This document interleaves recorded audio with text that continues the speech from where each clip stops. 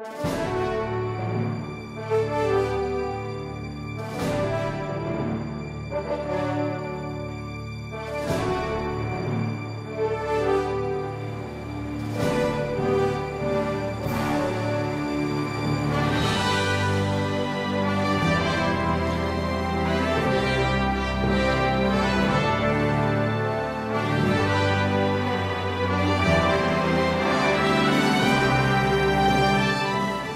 I went in 44.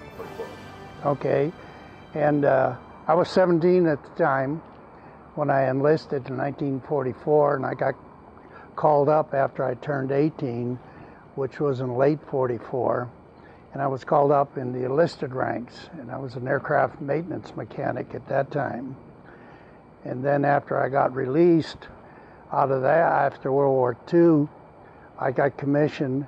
I got recalled during the Korean crisis.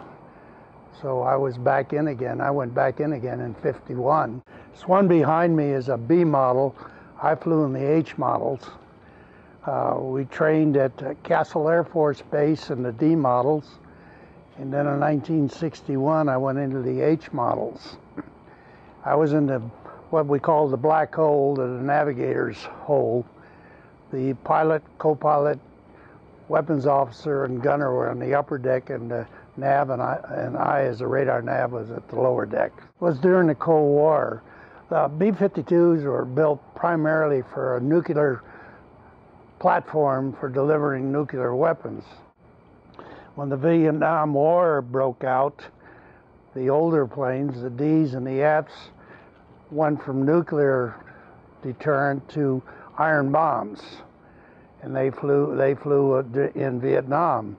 The Gs and the Hs stayed in the nuclear until I'd say 72, and then the G models were pulled into the iron bomb phase also. We flew a lot of 10 and 12-hour training missions without weapons, but we always practiced nuclear delivery.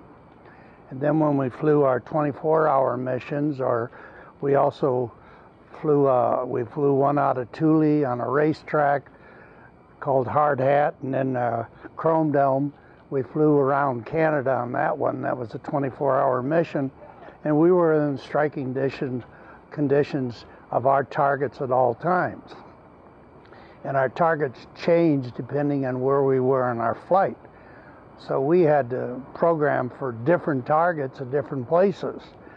And it changed by time zone, basically, or where we were, where our delivery would be. We would get 2 air refuelings on the mission, and I'd say we were always within 16 to 18 hours strike zone. When we take off, our first refueling was usually up the St. Lawrence River, and then we would fly around Canada, up over Thule, and then head into Point Barrow, Alaska. And then from there, we would catch another tanker, be able to get us home. Well, when we're flying up there over the North Pole and that area up there, we're at a point there. If we didn't get refueling, we were at a point of no return that we had to go, and let the chips fall where they may. Yes, every once in a while, we'd see a Russian bear flying up there doing the same thing we were doing, and they were flying, and we were flying, so every once in a while we would see a bear. It always struck us when we were carrying the nukes that we were going to have one heck of a responsibility, and thank God we never had to release one. But it was always a thing, and the people in charge of that was the pilot, and myself were in charge with the security of our targets until we got a go sign to go, and then at that time we could get into our maps and things like that to know where we were headed. The ones we picked up from the factory in 61 are the ones that are flying today, the H models, and they intend them to fly for several years yet to come. So it's the same airplane it's over 40 years old, and they're still flying them. When we started carrying nuclear weapons, your attitude had to change, and you're no kid anymore. You got one big responsibility to you, the world, and yourself, and the nation. The Cold War was when Russia was rattling their sabers over there, and to keep them from rattling their sabers too much, that we put the airborne alert in effect to let them know that don't start anything because we're ready for you also. So that was during the Cold War. It was a long, long process during the Cold War. Everything, I think, started purposely during the Cuban crisis, is when we started going on airborne alert, and we also stood ground alert. If we were on ground alert, we were on duty for 24 hours for 7 days in a row, and we lived out on the alert pad. And we just sat out there for 24-hour days, 7 days in a row.